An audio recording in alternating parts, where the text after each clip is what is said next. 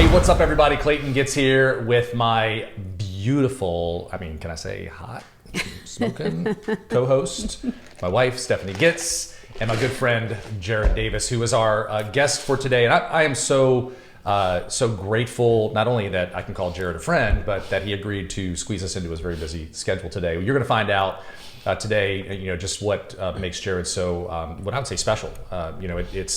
We talk a lot about proximity and about getting in the room. And, when you are, is it 34? Are you 35 yet? 34. 34 years old. 34 years old. So I know I'm 48. I'm like, I feel old now. Shut up, Jared. Shoulda, coulda, woulda, right? But it's inspiring what you've done. We want you to be inspired by what Jared has been able to accomplish, and he's just getting started. So welcome to the show, Jared. Thank you for having me. Yeah. You're welcome. Why don't you kick us off, babe? Okay. So first, to start off, I think it's important for context Sorry. Thank you for the coffee. Of course. Jared of is course. going to be a guest every week now. He did bring us coffee, which we were very, very grateful for. So to start, I think it's important for context for our audience to learn a little bit about you and why they should pay attention to what you have to say based on the success you've had. So tell us a little bit about who is Jared. Tell us a little bit. I'd like to hear a little bit about your childhood and kind of how you became the man that you are today. And also tell us about your real estate team. Okay. How much do you sell? Okay. How many agents are on your team? All right. Let's start there. Are we going to alternate, or are you just going to take all the questions? Because you just did I? You just took two. Didn't? I'm sorry. Yeah. Okay. Well, I'm going to start from the beginning. That's what happens when a husband and wife do a podcast together. It's like, all right, I'm going to just sit over here. I'm going to let me know when y'all are done. I don't know if my childhood is that interesting. It was normal. I grew up, my dad owned a tire shop until I was about 6, and then he got into advertising and marketing. I kind of got into advertising and marketing because of that. I sold advertising as a teenager. I have no idea. Did not love selling ads. Didn't go to college. I bought a house at 18 and moved out. I was full commission from the time that I was like 17 on, and I got my first house. I guess it must have been around like 2009. So that's probably why the economy crashed, because they were giving 18-year-old kids loans for houses. But they did. They gave me a loan for a house. I bought in Deer Run in Midlothian, and wanted another job, but didn't go to college, so I couldn't get software sale interviews, medical sale interviews, pharma sale interviews. And then I bought another house at 23 and sold the first house. And when that happened, the guy that ran Remax at the time told me, dude, why don't you get a real estate license? You would make so much more money than selling ads. And I didn't like selling ads, so I went and got a real estate license. And I started selling.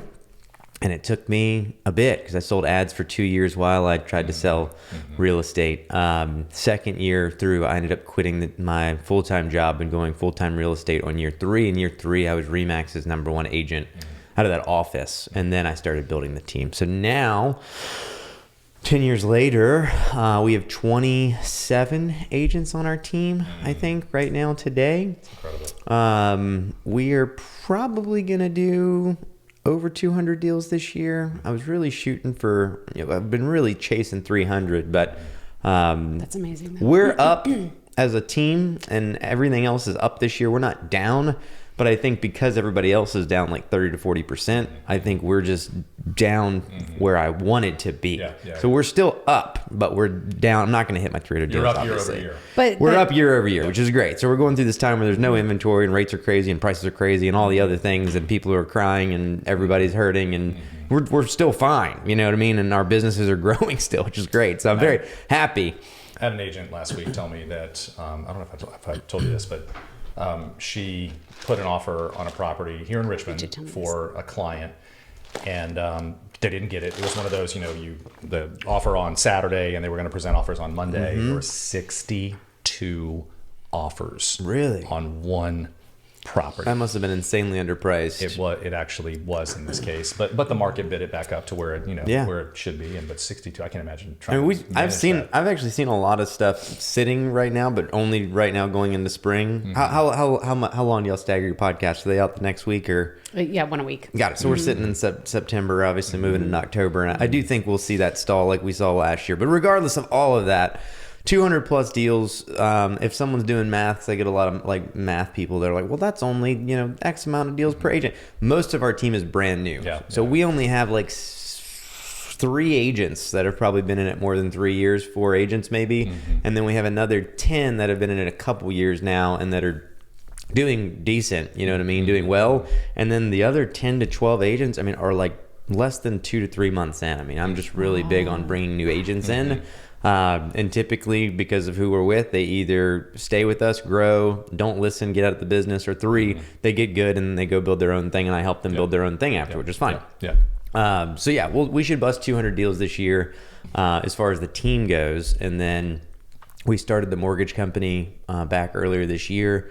My LO was number 2 in the country last month out of all of the branches in the country. That's amazing. So that's been going well. And then I started investing. LO was loan officer. Yeah, sorry. My loan officer with the loan company. And then I started flipping and purchasing 5 years ago this month, I think. I had like an anniversary thing in my pictures. You know how it throws the stuff out and says like this time 5 years ago. Yes. So I think I bought my first property 5 years ago today. Awesome.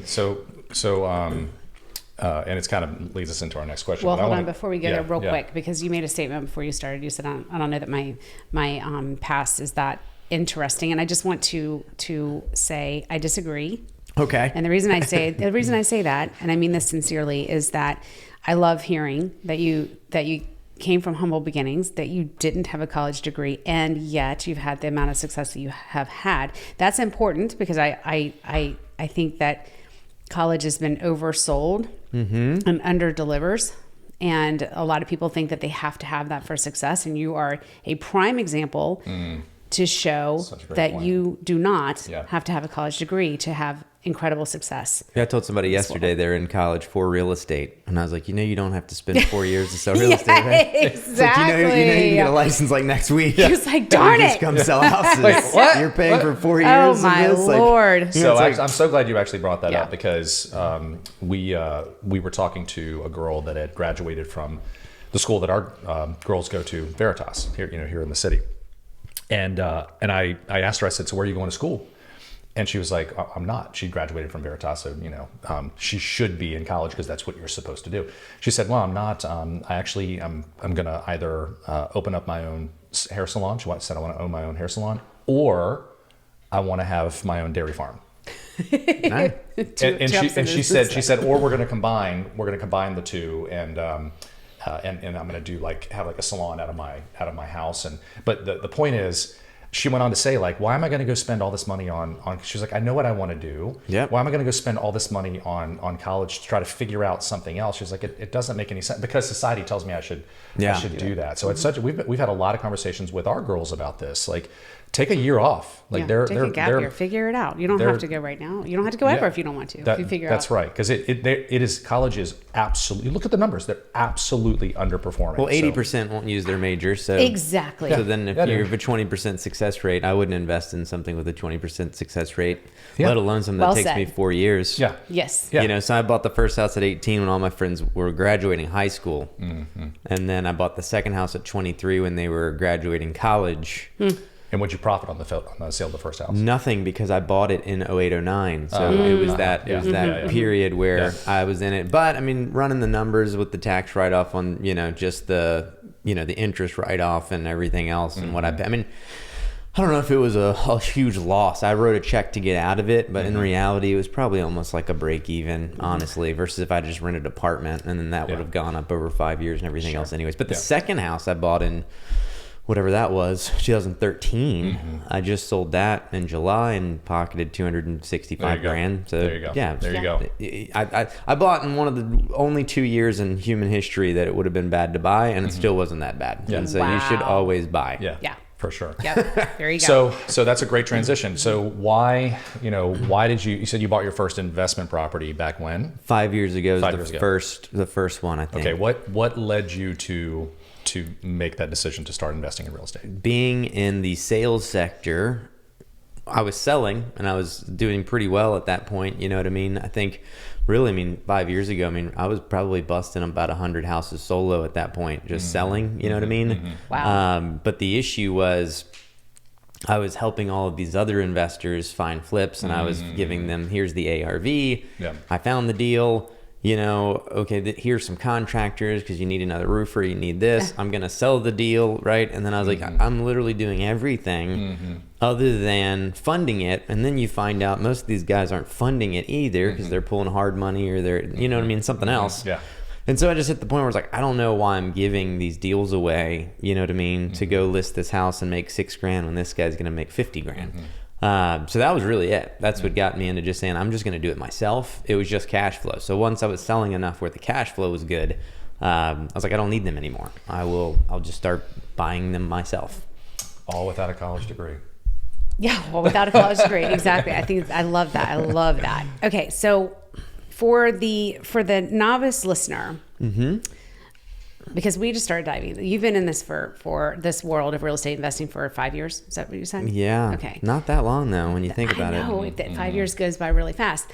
So you've been in it for that long, and we're just dipping our toes into this world, and we're very quickly realizing it's a whole nother animal. It is a different. It's just very different. Could you explain to the novice person listening that might have an interest in and potentially, and maybe either one, how is it different between selling real estate and then becoming an investor? It's completely different. Selling real estate is contract knowledge, negotiation knowledge, sales knowledge, knowledge of MLS, inputting whatever, running the deal, home inspections process. Investing is really just numbers analyzing, and then it's project management, because if you're going to flip, like we're not even talking about rentals yet, we're just talking about flips. It's, do you have the right contractors? Do you know the order of operations, right? That's where I think most people are probably really bad at first, right? Because you can look at a house and say, yeah, the windows are bad, the roof is bad. You should be able to look at a house. Given I have clients sometimes that are like, are you sure it needs to be replaced? And you're like, are you looking at what I'm looking at? But if you have enough common sense to be able to look and say, all right, the roof's bad, the window's bad, the kitchen's bad, the bathroom's bad, all those things have to be done. But it's amazing how hard it is to realize just the order of, like, does the painter go in first? Do the floors go in first? Do the cabinets go in first? Does this happen? Does that happen? Right. Do I need permits? What about a build permit? What about a trade permit? You know what I mean? All that stuff. Do I need plans? And all of that is stuff that you have to figure out that being a realtor does not tell you, right? It's simply project management. Yeah. And then people think, well, I can start flipping and I'll hire these contractors and they know this stuff. I'm just the money. But you're not, because you realize most contractors, you need to say, no, this wall you paint and you tape it, and then this is the paint that I want, and do this specifically. Right. You think that these contractors are going to be like, oh, I know how to do this, and they don't. Yeah. Especially when you get into permits, the amount of time that I've had to explain, no, you need to dig 12 inches down and you need to pour the concrete, and then you got to build the footer, and then it's got to be supporting this, and we need 6 2x4s on each side of these windows that go all the way down. Right? Well, how am I explaining this? This guy that's building this should know, but he doesn't. So what you realize really quick, and a lot of agents that I bring in to let them shadow me on flips, they're like, I didn't realize how much you're having to say, this is what you have to do, right? So how did you learn those processes then? Like, how did you trial and error? There you go. Okay. Oh, and doing it until you calling people that knew, calling people that may know better than you, saying, hey, it, right? And just doing it, and failing forward. And look, you're gonna make mistakes. Like you just are gonna, and some mistakes are gonna cost you money. And I've said this before on many other podcasts and our podcast. I love partners. I think partnering with somebody that knows something that you don't is great, or someone that does something that you don't want to do, your strengths and weaknesses, right? So I had partners, and I still have partners today. I will flip alone, but I like flipping with partners. So it's nice to have somebody else says, yeah, I think this is the way we have to do it. But yeah, a lot of just questions, a lot of searching. And then even like, you know, as a realtor, you go into flip sometimes and you're like, oh man, this work is not good, or this was shoddily done, or even just your finishings are ugly, right? I mean, I can look and be like, oh man, this one's a rough one, right? So even just like I pick every tile, every grout color, every floor that goes in every one of my flips. I don't hire a designer, but like if you suck at finishings, like you may need to spend $2 or $3 grand for a designer, and they'll come in and do that. And I know people that do that as a contractor. They're going to come in, they'll stage it, they'll design it, they'll do that. I don't do that because I handpick everything. But if you don't know how, then you just need to find the right people and trades that do. And also I think, you know, so as you kind of learn, as you get into it, you start flipping more and more properties. I mean, you know, a lot of these people certainly that we're talking to, they have teams. They have teams that they've worked with, you know, over and over again, and they know that they can call those teams in, whether it's on the front end, Jared, and you're saying, you know what, I'm going to go look at this deal, meet me there, and then they'll walk through it with you on the front end. And when you walk out of that property, they'll say, yep, this is going to cost me $40,000. Well, and I will tell you, I actually think that's one of the biggest heartaches that most new investors have is they want to be able to call a contractor to come look at every property with them. And I would say that like that's just not the case. Like not in the beginning. No, and even now I don't. I walk every house by myself and I put together exactly how much everything's going to cost me. I've never had a contractor walk in a house with me before I bought it. But how did you get to a place where you knew? I mean, I can go in and I can identify what needs to be fixed, but I have no idea how much that flooring is going to cost. Well, to me, I think as far as selling houses, right? It's like how many houses a year do you sell if you're selling 100 that need a new roof, right? Well, probably a couple. So then what do? Well, you call the roofer, they come out, you get it replaced prior to closing, right?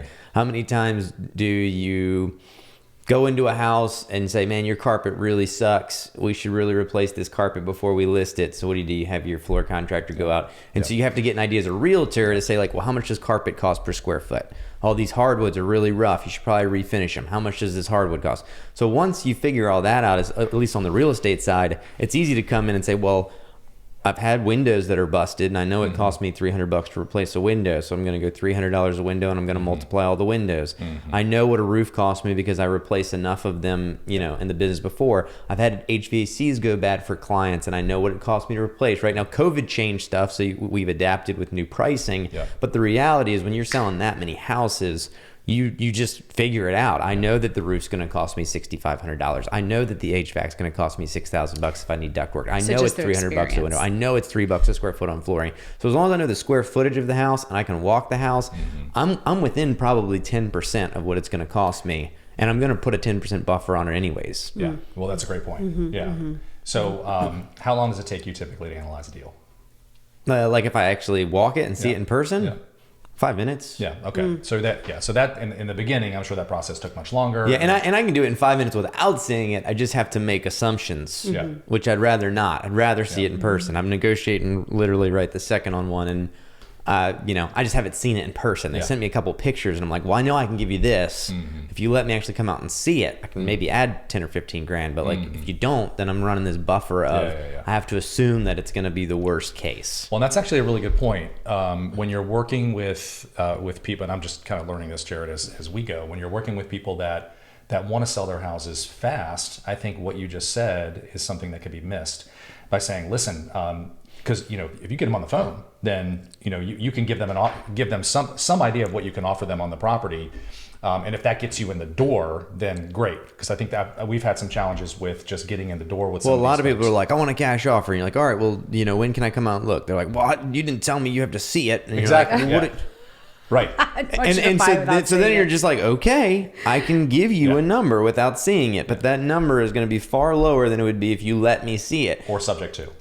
Sure, you know, but that's the issue. Is it's like one of those things where, you do what you can, and so what you realize is just like internet leads with real estate. 1% of them are good, 99% of them suck, and it's the same thing with investor leads, because a lot of people want an unrealistic amount for their house. A lot of people, you know, are in estate issues where, you know, one of the siblings doesn't want to sell, and it's going to get taken. I mean, I have one right now where 2 of the people have signed, one person won't. Their lawyer says don't sign, and so the house is maybe going to just go to auction, and we won't be able to get it just because, you know, one person won't sign. So it's just trial and error, and it's numbers.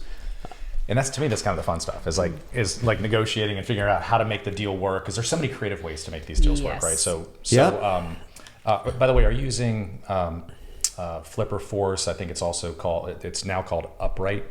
Are you using a CRM to manage your, spreadsheets? No. Oh, I'll build a spreadsheet just to track like what I'm spending, but it's mainly just for the tax purpose, and it's really loose. It's just like I run a credit debit spreadsheet for each thing, and I save it in a Google Drive. Because like the reality is, like, maybe you're going to have, I don't know, 30 line items when it's said and done on it. It's not a big spreadsheet on a flip, right? You're going to have 4 or 5 Lowe's trips. You're going to have a floor account. I'm going to have one contractor that I'm paying a bunch, and maybe like an exterior. It's not a lot. So I put it in. That same spreadsheet has what I paid on the closing disclosure on the buy, and then it has the sale, and then it just has a profit. So that way when my tax guy comes around, I can just open each spreadsheet and I have each profit, and I just add it up. Because I run everything through a trust anyway, so it's all pass through. Yeah. And so all I'm doing is giving them a number. So what about the greater, because we're going to get into this in just a minute. This is one of the things I think is so impressive about what you've done, is you own over 200 doors today. Well, I've bought over 200 doors. I've sold some, so I'm sitting at 142 in 5 years. And 34 years old. Mm-hmm. So we're gonna unpack that. But you're not, what all of those doors are sitting where are they? They're not in a CRM. They're on a spreadsheet. They're just. Those doors I don't spreadsheet it off. If I'm holding it, it's not a spreadsheet. Because there are multiple buildings. They're not individual properties. Yeah, there's an 8 unit in Norfolk. There's a 47, about to be 48 unit in Dayton, Ohio, and there's 84 that we're building in Cincinnati, and I just sold 27 singles in Henrico. Okay. So if you had those 28, I just sold 28 singles in Henrico. So if you added those in, and it was at like 170, 180, not counting the flips. And then when you throw the flips in, then 200 and... Okay. I don't know. I actually don't know where it falls now. I keep really losing track of the math. It's probably 220, 230 doors. So I'm curious though, before we get off this topic of renovations and all those things, I'm asked a lot of these questions to learn myself. How do you keep track and manage all of those things? Like, do you use a certain system? Do you use an Excel spreadsheet? So for the apartments and stuff, I mean, that's a management company has everything that we buy. Did you fall asleep just now? For management. No. That's not you. I thought you were talking about something else. You were tracking expenses. I'm talking about. No, I was. How do you track the actual properties? You're right. Like so the flips will. Do you offer marriage counseling? Nope. The flips will run in an Excel sheet so that I can keep track of like how much it's costing me and what the profit is, so I know what to claim on taxes. All of the rental stuff is with property managers. So as those managers take over, I'm literally just looking at monthly statements that come in. And the 27 singles that I sold were all in one neighborhood. And so we had two managers on it, but essentially you're just looking at those statements is really it. Any kind of manager is going to do your trailing 12s of expenses and income and everything else. So I just look at the account statement every month, and I look at what goes out and what goes in, and that's it. I don't do anything else. Okay. I don't want to do anything else. It's not passive income if I have to do stuff. Yeah. And so I don't do anything. So I love that. So what has investing in real estate, before we move on to the holds, because I want to unpack that journey, how you got into that, how you scaled that, but what has flipping properties done for your business, done for your income?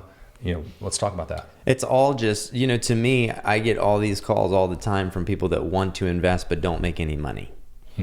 Right? And so like one of the first questions I ask them is, what is investing? It's putting money into something to make more money. So if you don't have any money, then what are you investing? I don't know how to say that more candidly. To say if I have $0, it doesn't matter what my return is on that. Well, there are a lot of people like teaching that out there, right? Well, in sure, you can go out and pull hard money, and you can do this and that, and I pull hard money. It's fine, but if you have $0, how many hard money lenders are going to say, sure, Right. Here's all this money. They're probably not. So Well, that's what I'm saying. There are people out there that are teaching people that have zero money. And I'm not saying you can't. It's just I don't even pay attention to those people because I'm with you. I'm like, if you have no money, Yeah, you gotta how right? So you have to have some capital. yeah. Well, and again, if somebody's listening to this saying you don't, sure, you could go out and get a bunch of credit cards and then put whatever on the credit card and then use that credit card to go out and get more hard money and do that. Please and that's don't do that. fine, but Yeah. I'm not gonna Yeah. do that. Yeah. You know what I mean? Because I don't want to risk losing everything. So to me, I think you should have $50,000 to $100,000 saved up, and 50 to 100 gives you a good basis to go out and start pulling hard money on the stuff that you want to pull hard money on, and investing in things and refinancing things, and it's fine. So let's define hard money, because there's like a lot of people that are going to listen to this and be like, what does that actually mean? Just non-traditional financing. So it's not a bank. Some of them are going to want it to come look at the properties, some won't, but traditionally you're not going to have appraisals, you're not going to have inspections, you're not going to have any kind of credit runs. It's just going to be a guy that says, I've got a few $1,000,000 in the bank and I'll give you X amount of those dollars at a X% interest rate, right? And what's competitive right now in terms of an interest Everybody in this market locally is doing like 3 points and 13%, but I pay 2 points and 10%. So you're paying 12%. Essentially. Yeah. Okay. Can you go over what you mean by a point? Because Yeah. I've also recently learned that has a different meaning. Yep. So it's essentially 1% of whatever the loan value is that you're taking, and so 2 points would be 2%. So if I pull $200,000, they're going to charge me $4,000 at closing, so they make that $4,000. It's a servicing fee. And then 10% annual interest, that breaks down to 0.83% a month, so it's about $830 per 100,000 you loan. So $1,660 in that $200,000 example. So $4,000 up front and $1,660 a month until you get rid of the financing. Yeah. Some quick math. Can you go through what the advantages are in holding properties and investing in real estate, as far as like taxes and all, like? Yeah, so for me, most of the holds at this point, I mean, cash flow's there. I'm not saying I don't cash flow monthly on the properties. I do. Some I haven't taken any money out of because we're still turning them over. We're building them. We're renovating. We're doing all this stuff. But just the tax savings. So any kind of commercial multifamily you buy, or even just rental house you buy, right? If you don't know this, if it's an investment, then you can take that purchase price and you essentially break that purchase price into 28.5. Is it 28.5? Sounds right. I think it's 28.5. It's either 27.5 or 28.5, but I think it's 28.5. So it's 28 and a half years. You're going to divide it, and ultimately you can write off that much money every year on that purchase, because the government says that essentially you're depreciating that asset to zero over 28 and a half years. Now we know it's not depreciating, it's appreciating, but it's just a tax rule. So it gives people housing. The government rewards you for that, right? So that's why they do it. So now the sweeter thing to that is that, at least for now, until it's gone, you can essentially do what's called forced depreciation, and you can take a third of that write-off in the first year. Yeah. It's about a third. I mean, for simple listeners, without So having $1 to go million commercial property. you're pretty much going to take a $300,000 tax incentive on year one. Now that's sunsetting away. So this year it's 80%, next year it's 60, then 40, then 20, then gone. But to give you an example, we just bought 47 units in Dayton, Ohio. I paid $4.8 million, I think, for it. So we're doing a cost segregation study on it right this second. That means we'll probably end up taking about $1.6 million would be my guess that they can probably take off of that. Let's just call it $1.5 million. And then out of that $1.5 million, they're going to let me do 80% of that, which is $1.2 million. So out of that $1.2 million, that's right off this year. I'm going to take my portion of it because I have partners, but the reality is that's going to give me hopefully a $400,000 write-off for this year's taxes. Which is so just to be clear, so that gives you an additional $400,000 this year that you can go reinvest. Well, it gives me a $400,000 income tax write-off, which you figure if my income bracket, they're taking half of my money, then it's going to save me $200,000 that I can go reinvest. But the flip side is, you think about it, okay, let's say that property makes me $5,000 a year once we start probably a year. That would be a terrible investment. $5,000 a month. Yeah. Once we turn everything over and we start paying, that's great. That's $50,000-$60,000 a year. That's fine. Yeah. But the fact that that's 4 years worth of profit that I'm going to get in year one, the tax incentive is actually better than the cash flow. Right. Yeah. Because it's going to take me 4 years to make that much money back. Right. The flip side, in 4 years, I'm probably going to be selling that property. We'll pocket probably $3 or $4 million plus the money that's in it. Let's say I pull $5 million out of it in the next 3 years. Yeah. I'm going to go buy a $20 million building, and then I'm going to do the same thing at least. And you're not going to pay tax on the appreciation as well, because you're going to roll it into another investment. We'll 1031. Yeah, we'll exchange it. Yeah. So, but that's where you really look at, like, okay, the cash flow is one thing, but Uncle Sam is eating me alive in taxes. So if I can get out of paying all these taxes by doing the cost segregation studies, then part of buying those buildings every year is just getting out of taxes. Because it's one thing to say, all right, I'm going to make $200,000 or $300,000 or $400,000 more this year by going out and grinding and working and flipping and selling and all this stuff. It's almost easier to say, well, if I can just save $200,000 or $300,000 or $400,000 in taxes, Yeah. I'm not saying I don't want to go out and make $200,000 or $300,000 or $400,000 more, but at the end of the day, if I go out and make $3 million next year, but I don't write off any of it, and I'm not smart, then I'm going to give $1.5 million of it away anyways. Right. I'd rather make $2 million and not be taxed at all than go out and fight for the $3 million and get taxed fully. Yes. Yeah. I just it's what excites us so much about this is we've just realized because Stephanie is in network marketing, and we've been told passive income, this is residual. It's residual. You don't have to work, right? But then you get taxed on it. It's well, but it's really, at the end of the day, it's not residual income. But yeah, the point is, it's not. Like, the only true residual income that and it's taken me 48 years, unfortunately, to realize this.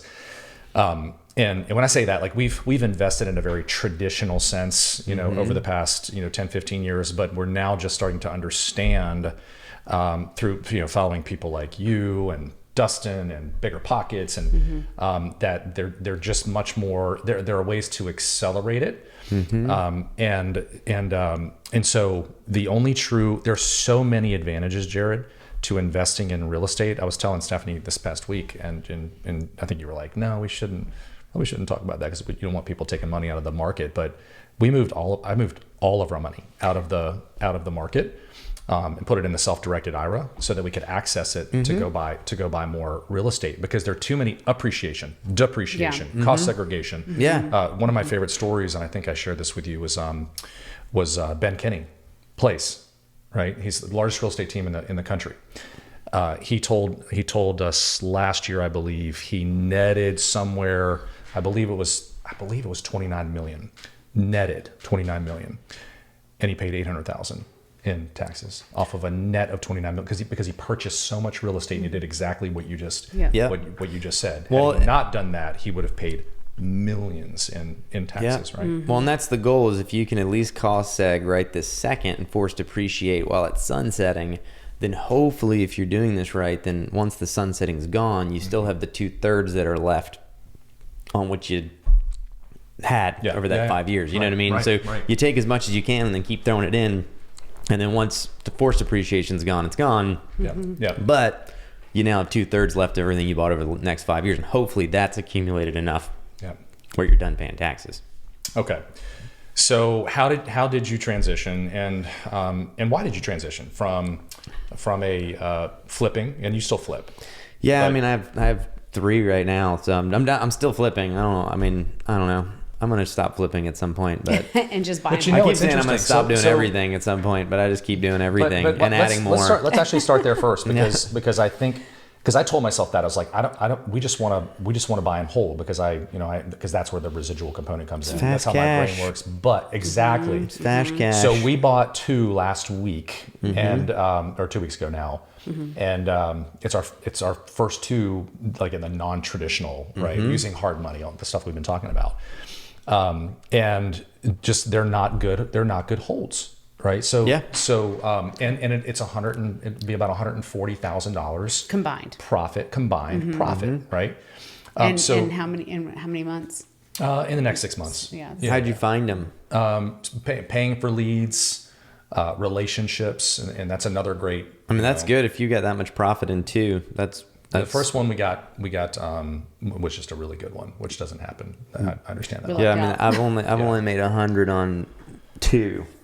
Everything else typically is more like 40 in the average range. But stuff's harder right now, so a lot of it's less. You know, I think I made 17 on one this year. I made 22 on another this year. But again, it's quick cash. So like for me, well, that's a lot. That's a like. So if you're like listening to this, and you know, because I mean, we're both in real estate, right? So you throw those numbers out there. Yeah, people are like, well, 22 grand in a month, and you're like, that, yeah, I mean, I for guess. one property, that's a lot of. There's a lot of opportunity, you know, there because you can go, you can use this. Here's the thing, you can go use that capital that you invested in that one property. Yep. You save enough capital to go buy your first investment property. You can take all of that seed capital out plus the money that you made, and you can use the same capital to go buy the next property and then go do it again. It's called work. And that's exactly, you know, that's why I keep flipping. And to be honest, this year, for people that don't know, like I built my dream house, I bought a dream car, I bought 47 apartment units, I'm building a pool, I'm building a sauna, I'm building a gym. And it's just like, I don't spend that much money. I actually, like, I invest most of my money. Clayton would say you're a liar. If you've seen his garage, you know he's lying.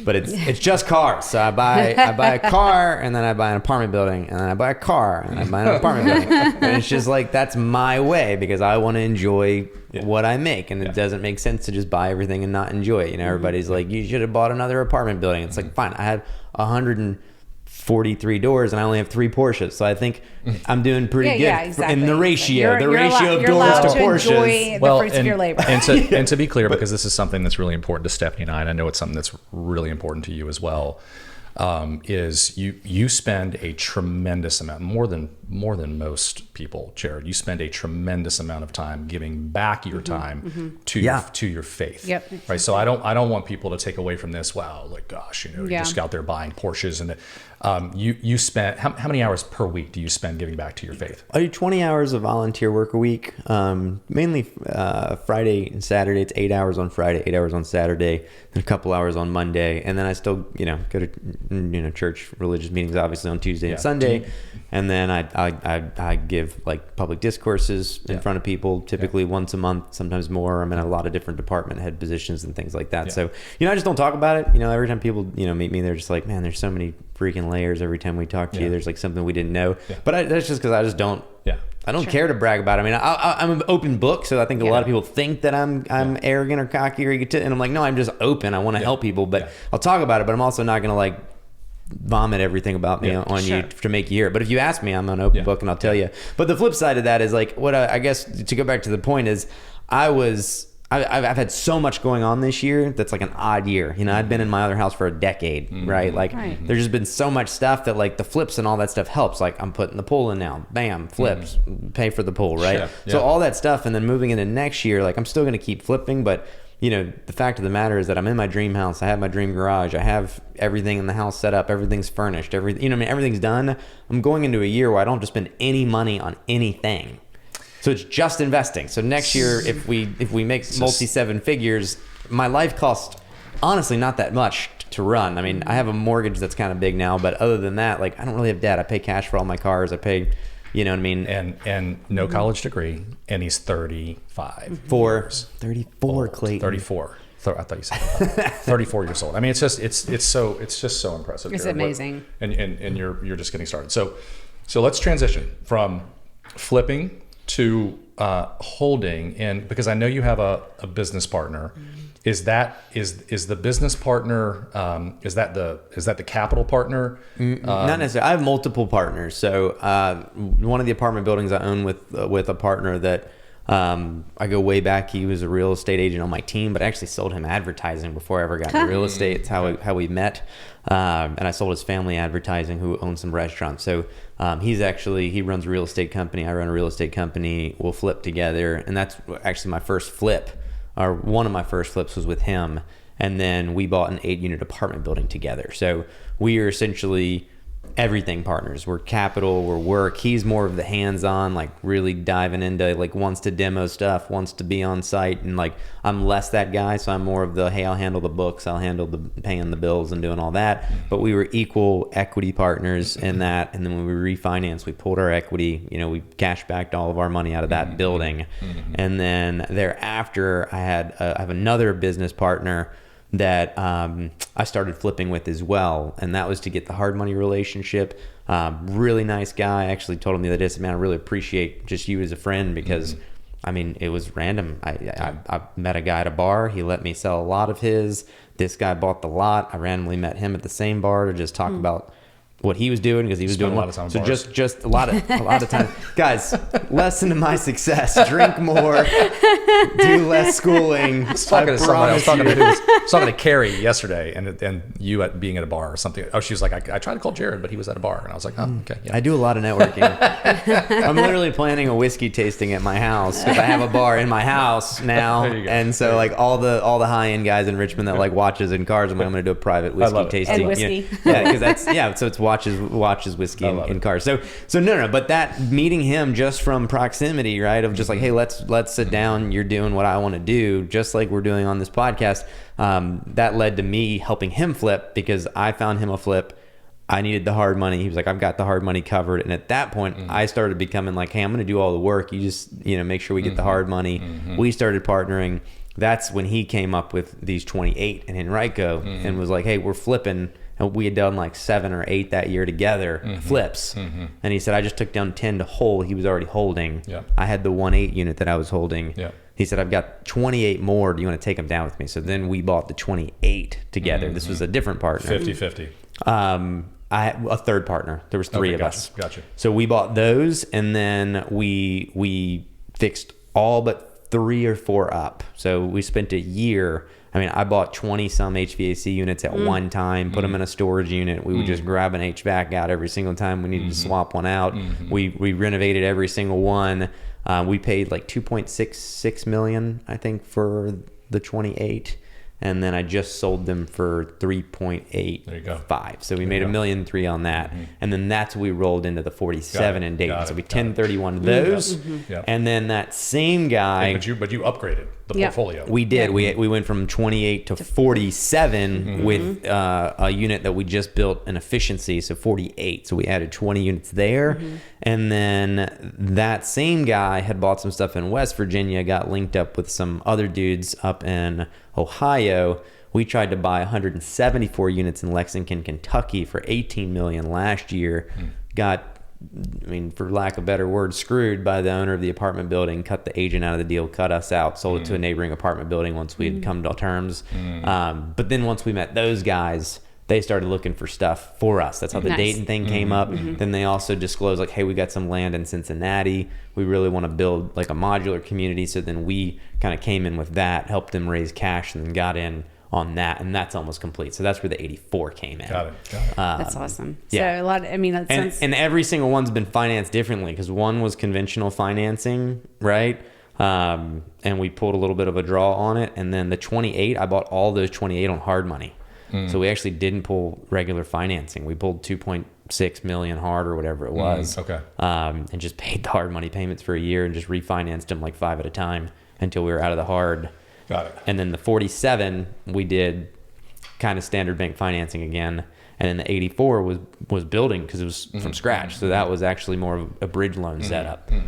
So it's not like one size fits all, because I really have done, what do we need to do to make this deal work? And then that's what we do. Yeah. Interesting.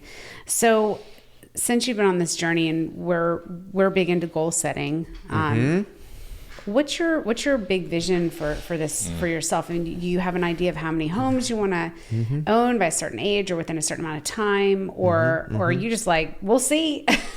I was 100 doors, but I passed 100 doors really fast. So, but how fast did you want to do the 100 doors? I think it was like 5 years originally. And so, we are at year 5 technically. We just hit it, but I passed 100, I guess, last year. So you did in 4?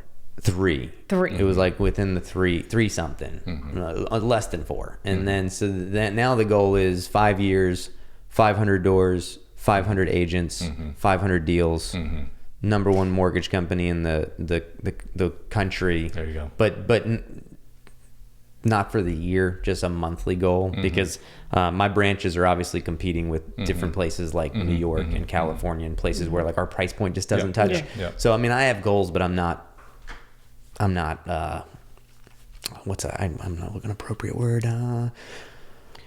I'm not mental. I mean, we can't have the number one mortgage company out of all the branches in all of the states because unrealistic. Because our deal average is 4 times less than one deal out there. You know, so we're just not. You know what I mean? Yeah. But knowing that my LO was number 2 in the country out of all of our branches last month tells me that, I mean, I've already added 2 more LOs. So I have 3 LOs running. I've got, one in-house processor. We're going to bring on. So we are getting to that point now where as I add these LOs and we build, and as we build the 500 agents, I know that we cover everything. We do I-10, we do subprime, we do build to perm, we do 203K, we do all of the standards at FHA 100%. So as these agents that I'm growing right now, I have 86 agents, but as that hits 500, like with our company, as that happens, then more people start using the mortgage. We start partnering there. Makes sense. And so I think realistically, we can have the number one mortgage company some months out of the year, and then 500 doors, 500 deals, 500 agents. Yeah. Did you write these goals down? Oh, yeah. Physically, you wrote them down. That's amazing.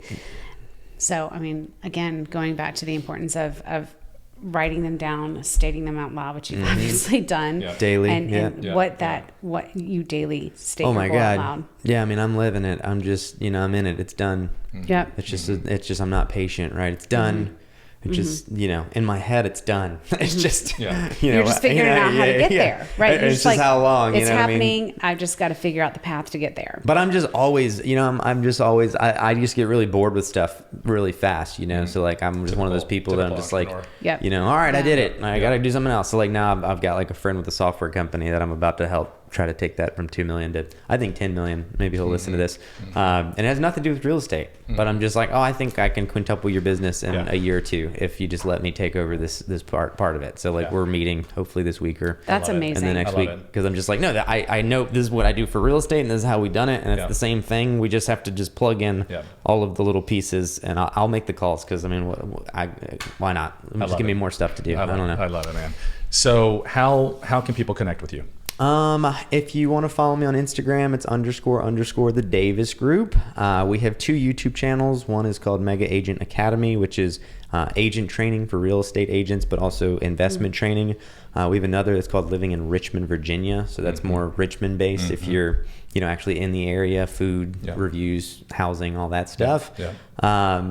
That's probably the best way. You can find me on Facebook. I mean, I'm very Googleable. If you type me in, I'll pop up. One last question, because this is the topic of our podcast. This is the premise of it. I would love to know, with all the success that you've had, and your boldness and dreaming and all of those things, which I just love. Has there been a person who has in your proximity that has inspired you? Was it like your parents, somebody, a mentor, somebody? Sorry, mom and dad. It wasn't mom and dad. Somebody that they're great. By the way, my parents are great. It can even be somebody at a distance. I mean, were you following somebody afar and you're like, if he can do it, I can do it? I mean, I think that about everybody in life. So I mean, I don't care. It doesn't matter what it is like that. If someone else did it, then I have no problem saying I can do it. At the end of the day, it wasn't like I had some person or some mentor that I was like, oh yeah, they're going to take me to the top.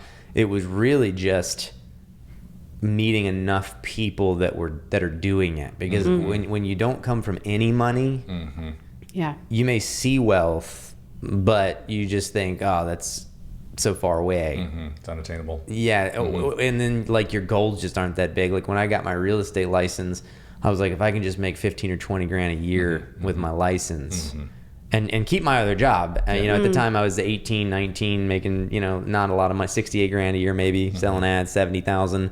So I was like, okay, this would get me It's to a lot of money for a 19-year-old. Yeah, it is. I guess. I mean, well, however long ago that was too. I mean, it would have gone farther a decade ago too. I mean, 16 years ago, which is crazy to think. 16 years ago, I was making 60, 70 grand. My friends were graduating high school. I was making 60, 70 grand, but it also just didn't go that far. I just felt like I was paying the bills, and like vacations were a stretch, and going out on the weekends was a stretch, and all this. So I was like, oh, if I could just make 15 or 20, I could start putting something into retirement again. Like the basics, like what people teach, put it into an IRA, which is pointless, like all this dumb stuff, right? And so the first thing was just getting into real estate and someone saying, dude, you can make 15 to 20 grand a month. That's nothing. And, you know, I've made $180,000 a month, you know, hearing that from somebody, and you're like, man, $180,000 in a month, is that attainable? But then realizing you're like, man, I don't sell this person like every month. Like I'm going to crush them. Right. And so that into like, oh, you can do 700 or 800 grand a year, thinking, yeah, that sounds crazy, but they believe it. So, okay.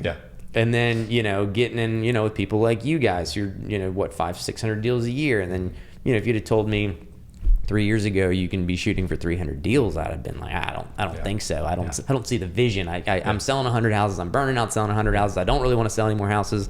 The team's not really selling any houses. I don't. You just weren't hanging out with people that were doing that, and that, to your point. I mean, it's being around those people that are worried. Because I'm the same way. You're the same way. If you can do it, I can do it. If she can do it, right? I mean, definitely a lot of people within our brokerage network, right? I mean, that's been huge. And I will say, my partner that I own most of the doors with, he's been pivotal. And again, it wasn't anything like, you know, I don't necessarily think he's a mentor per se, but I mean, like I said, I told him at lunch the other day, I said, I appreciate, you know, being friends with you, because we have conversations where I tell him all the time, like, you know, you could never say this to anyone else. Like I think it's great, you know what I mean? But like other people they don't get it. And so it's having the people that you can have a conversation with, that the mass majority, like, you want to have the conversation. Like that's why I tell new agents coming in, I'm like, dude, you can make 100 grand a month. Stop trying to figure out 100 grand in a year. Like this is piddly. Like we can make 100 grand a month, and you can laugh about it, and it can be easy. And I'm telling you that because someone's got to tell you that, because someone had to tell me that, so that I could just believe it enough. And then you got to beat it into people's head.